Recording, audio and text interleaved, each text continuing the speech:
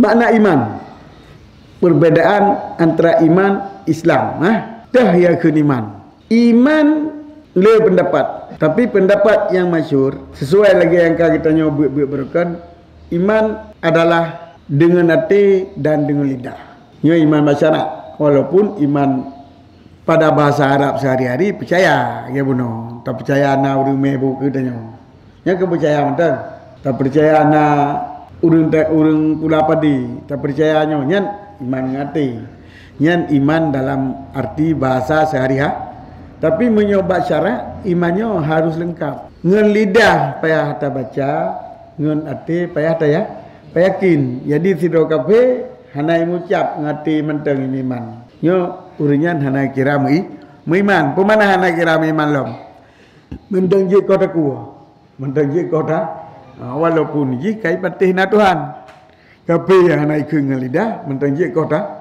Masalah rododo kita, yang masalah rododo khilaf, yang lain cerita itu yang penting kita boleh.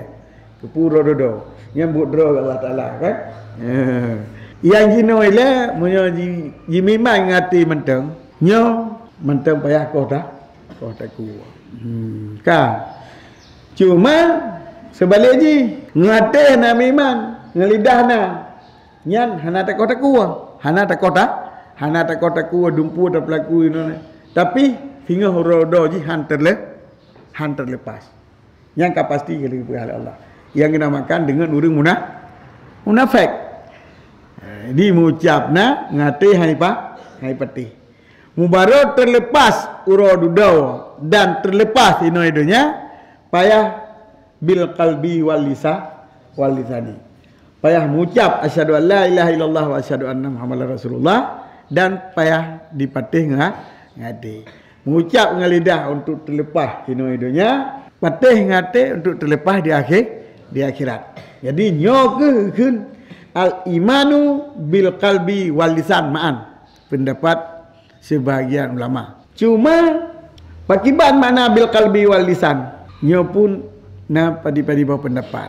Pendapat sebahagian besar ulama fiqh dan termasuk Imam Abu Hanifah, iman adalah bil lisan iqrar, tak baca. Bil qalbi na ma'rifah. Jadi benar baca la lidah, benar ma'rifah lama, benar ma'rifah lama mati, benar taturi lama mati Tuhan. Tuhan yang dapatihna nyo bitatu. Pu mana turi? Nya. Pu mana tu? Turi. Nyo khilaf na malam.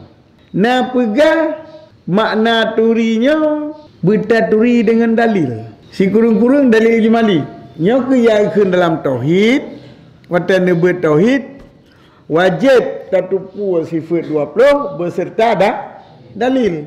Menyo hana dalil, kitanya han terlepas daripada kufur. Menyo tatuah matang sifat 20 hana tu dalil han terlepas. Nyo kena sadar di pendapatnya. Yang pegah makna makrifah kanya taturi Allah benar dalil. Pakiban pegah na Allah, pakiban pegah asa Allah, pakiban pegah ridam Allah, pakiban pegah baka Allah. Nyo benar dah.